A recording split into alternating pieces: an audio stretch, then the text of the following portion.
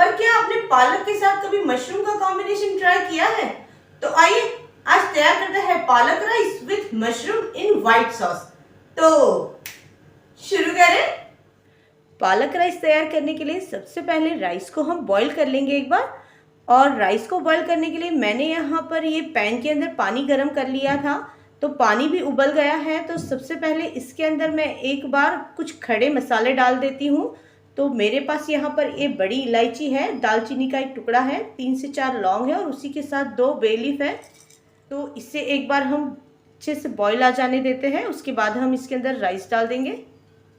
पानी अच्छे से बॉईल हो गया है, तो इसी टाइम पर मैं यहाँ पर मेरे पास जो राइस है वो डाल देती हूँ। ये करीब 1 कप जितने राइस है, जो कि वज़न में 200 ग्राम जितने हो रहे हैं।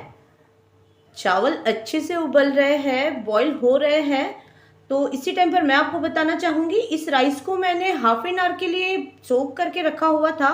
और जब हम चावल को सोक करके रखते हैं तो वो जब बॉईल होता है, जब वो बन के तैयार होता है, तो उसकी साइज़ लगभग डबल से ज़्यादा हो जाती है। तो ध्यान रखिए, जब भी राइस तैयार करें उसको ज़रूर से सोक करें हाफ एन आवर के लिए। रिज़ल्ट बहुत ही अच्छा निकलता है हमारे राइस का। तो एक बार राइस को थोड़ा कुक हो जाने देते हैं हम।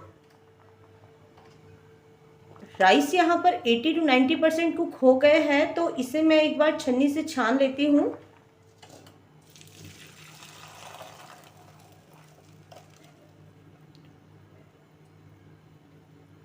और अब मैं आपको एक चीज़ और दिखाऊंगी जिसे 80-90% कहते हैं, वो चीज़ भी मैं आपको दिखाती हूँ।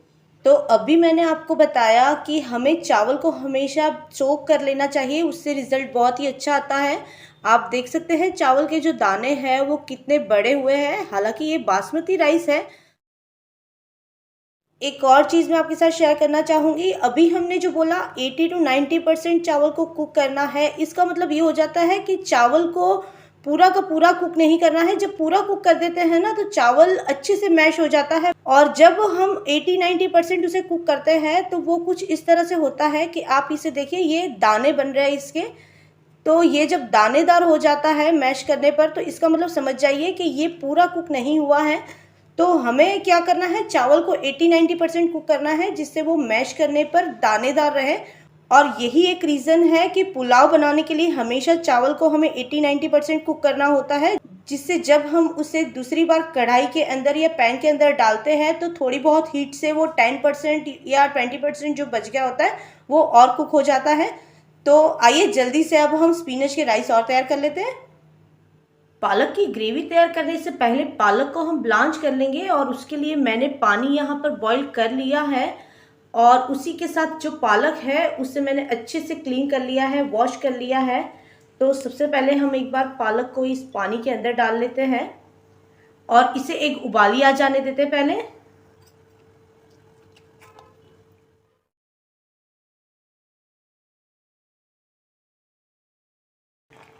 तो पालक में अच्छे से उबाली आ गई है, और जल्दी से इस पालक को मैं एक बार पैन से बाहर निकाल लेती हूँ।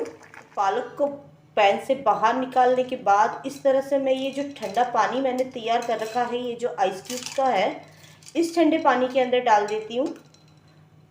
ये प्रोसेस हो जाती है पालक को ब्लांच करने की। इस तरह से करने से पालक का जो कलर है वो बिल्कुल मेंटेन रहता है। तो इसी वजह से फिर हमारे जो पालक के राइस तैयार होंगे, पालक के चावल जो बनेंगे, वो हरे रंग के रहेंगे, उसका कलर जो है वो मेंटेन रहेगा। तो एक बार हम इसे 2 से 3 मिनट के लिए ठंडे पानी में ही रहने देंगे, उसके बाद हम इसे बाहर निकाल लेंगे। पालक राइस बनाने के लिए सबसे पहले मैं यहाँ पर 1 चम्मच जितना घी डाल रही हूँ, और इस घी के अंदर मैं एक बार 1/4 कप जितने काजू ले लिए हैं, उन्हें हल्का हल्का सा रोस्ट कर लेती हूँ। और काजू ऑलमोस्ट गोल्डन कलर के हो गए हैं, तो इन्हें एक बार पैन से बाहर निकाल लेती हूँ। काजू डालने बस इसलिए ज़रूरी हो जाते हैं कि इसकी वजह से जो राइस है वो थोड़े से नटी से लगते हैं, ज़्यादा रिच लगते हैं, तो इसीलिए मैं डाल रही हूँ। अगर आप चाहो तो इसे स्किप कर सकते हो। तो इन्हें एक बार पहले बाहर निकाल लेती हूँ पैन से।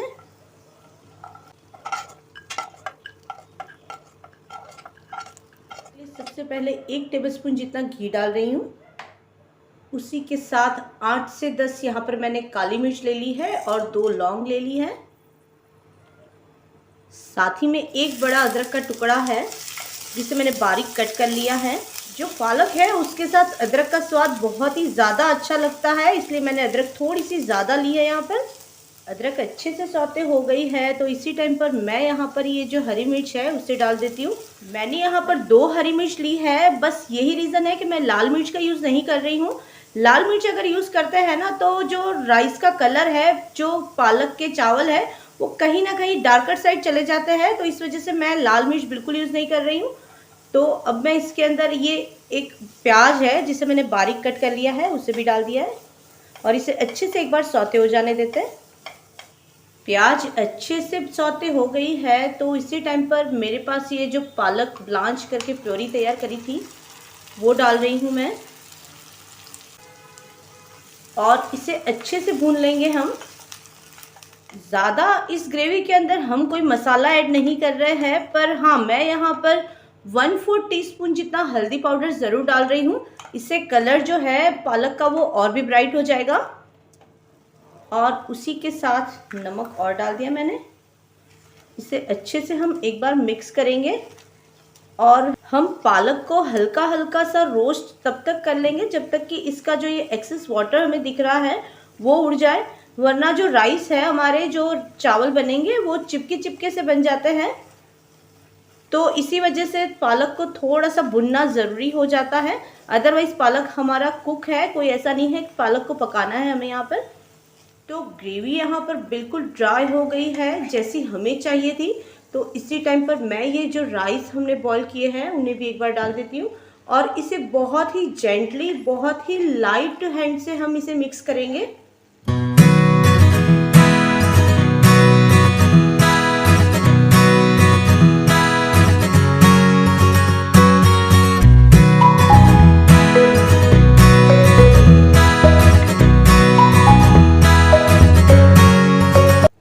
आप देख सकते हैं मैंने बहुत ही लाइटली इसे मिक्स किया है, बहुत ही जेंटली मिक्स किया है, ज़रा भी हार्श नहीं होना है इस टाइम पर। और अब मैं इस पैन को अराउंड 5 to 6 मिनट्स के लिए ओपन रखकर ही कुक करूँगी, ताकि जो अगर इसके अंदर कोई मॉइस्चर है तो वो उड़ जाए और हमारे राइस जो है वो खिले खिले से हो जाए। मशरूम इन वाइट ग्रेवी तैयार करने के लिए मैंने यहाँ पर कुछ मशरूम्स को कट कर लिया है और मशरूम को कट करने के लिए हमें ज़्यादा कुछ करने की ज़रूरत नहीं है, बस इनके स्लाइसेस करने हैं और पहले इनको अच्छे से वॉश कर लेना है, जो मैंने कर लिया है। उसके बाद हम इसे बॉईल और कर लेंगे। तो कुछ इस तरह से इसे पहले एक बार कट कर लेते हैं।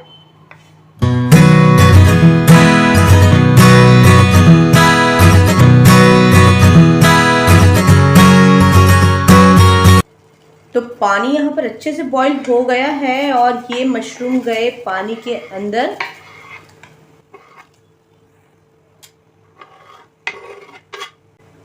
इसे करीब 3 से 4 मिनट के लिए एक बार बॉईल हो जाने देते हैं अच्छे से।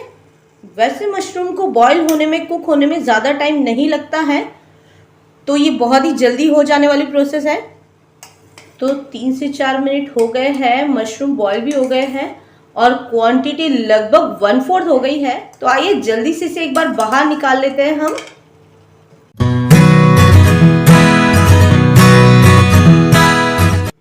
मशरूम विथ वाइट सॉस तैयार करने के लिए मैं यहाँ पर 1 टीस्पून जितना ऑयल ले रही हूँ और उसी के अंदर यहाँ पर मैं 1 टेबलस्पून जितना बटर और ले रही हूँ। बटर को एक बार अच्छे से मेल्ट हो जाने देते हैं। ऑयल डालने का रीज़न बस एक ही है कि बटर हमारा जल ना जाए। और इसी के साथ यहाँ पर मैं 1 टीस्पून जितना मैदा है वो यूज़ कर रही हूँ। मैदा मैंने बहुत ही कम लिया है, तो कहीं भी गिल्ट फील मत करिएगा कि मैदा खा रहे हैं। इसे अच्छे से हम इसके अंदर भून लेंगे जब तक कि इसका कलर हल्का सा गोल्डन साइड ना हो जाए, हल्का सा चेंज ना हो जाए। तो मैदा जो है मैंने बहुत ही अच्छे से यहाँ पर रोस्ट कर लिया है, कलर भी उसका चेंज हो गया है। तो इसी टाइम पर मैं इसके अंदर थोड़ा थोड़ा सा दूध ऐड कर रही हूँ। दूध ध्यान रखिएगा जब भी आप डालें हल्का हल्का सा डालिए, ज़्यादा नहीं डालिएगा वरना लम्स बन जाते हैं।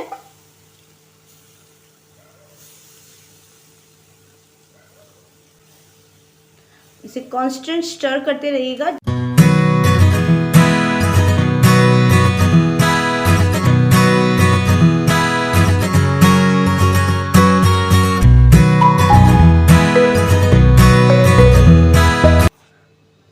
यहाँ पर मैंने अराउंड 1 कप जितना दूध यूज़ कर लिया है। तो यहाँ पर वाइट सॉस की अच्छे से थिकनेस आ गई है। तो इसी स्टेज पर मैं यहाँ पर 2 क्यूब जितना चीज़ है उसे मैंने ग्रेट कर लिया है, वो डाल दिया है। इसे अच्छे से स्टर करके एक बार जब तक ये चीज़ मेल्ट नहीं हो जाता है हम कोई भी चीज़ और ऐड नहीं करेंगे। तो इसके अंदर मैं 1/4 कप जितने मटर, 1/4 कप जितना यहाँ पर मैं ये गाजर डाल रही हूँ। ये दोनों मैंने हल्के से बॉईल कर लिए थे। तो गाजर और मटर को तो मैंने मिक्स कर ही लिया है। उसी के साथ यहाँ पर हमने जो ये मशरूम बॉईल कर रखे हैं वो भी डाल दिए मैंने। और अब इस सॉस को हम अराउंड 2 to 3 मिनट्स के लिए और कुक हो जाने देंगे, ताकि हमने जो ये वेजिटेबल्स इसके अंदर ऐड की है वो थोड़ी सी क्रीमी फ्लेवर की हो जाए। वाइट सॉस में बॉईल आने लग गया है तो इसका मतलब ग्रेवी हमारी प्रॉपर कुक हो गई है। तो लास्ट में अब मैं क्या कर रही हूँ, इसके अंदर नमक और डाल रही हूँ। उसी के साथ 1/4 टीस्पून जितना मैंने यहाँ पर ये ब्लैक पेपर पाउडर डाला है और 1/4 टीस्पून जितना मैं यहाँ पर ये जो रेड चिली फ्लेक्स है वो और डाल रही हूँ। उसी के साथ लास्ट में थोड़ा सा यहाँ पर मैं ये पार्सले और डाल रही हूँ। इसे अच्छे से स्टर कर लेते हैं। तो लीजिए रेडी हो गए हैं मशरूम इन वाइट सॉस। तो आइए जल्दी से सर्व कर लेते हैं। तो पालक के राइस हमारे यहाँ पर बिल्कुल ही खिले खिले से बने हैं, आप देख सकते हैं। कलर भी बहुत ही अच्छा आया है, ब्राइट सा आया है। वो कहते हैं ना कि खाना हम हमेशा पहले नाक से खाते हैं, फिर आँख से खाते हैं और उसके बाद हम मुंह से खाते हैं। तो ये खाना वैसा ही बना है। मैं आपके साथ नाक वाला खाना तो नहीं खिला सकती, खुशबू नहीं पहुंचा सकती हूँ, जबान वाला खाना भी आपसे तक नहीं पहुंचा सकती, पर हाँ आँख वाला खाना आप ज़रूर देख सकते हैं, आप ज़रूर खा सकते हैं और आइडिया लगा सकते हैं। तो आइए जल्दी से इसे सर्व कर लेते हैं। पालक के राइस बनकर तैयार हो गए हैं और मशरूम विथ वाइट सॉस भी तैयार है। तो जल्दी से सर्व कर लेती हूँ इसे।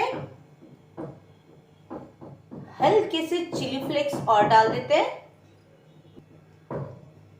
उसी के साथ ये फ्रेश वाले पार्सले और इस पालक के लिए हमने जो ये कैश्यू नट्स फ्राई किए थे वो भी डाल देते हैं। हमने कोई खटाई यूज़ नहीं करी है तो मैं यहाँ पर नींबू और रख रही हूँ। और जहाँ पालक का नाम आता है वहाँ अगर पनीर ना हो तो पालक अधूरा सा लगता है। तो मैं यहाँ पर पनीर और डाल रही हूँ। वैसे पनीर नहीं डालेंगे तो भी चलेगा, क्योंकि हमने जो ये सॉस तैयार किया है वो बहुत ही स्वाद में रिच है। पर फिर भी कहीं ना कहीं एक पालक के साथ डिमांड रहती है कि पनीर होना चाहिए। तो लीजिए तैयार है हमारे पालक with mushroom in white sauce. तो बनाइए इसे और एंजॉय ज़रूर कीजिए।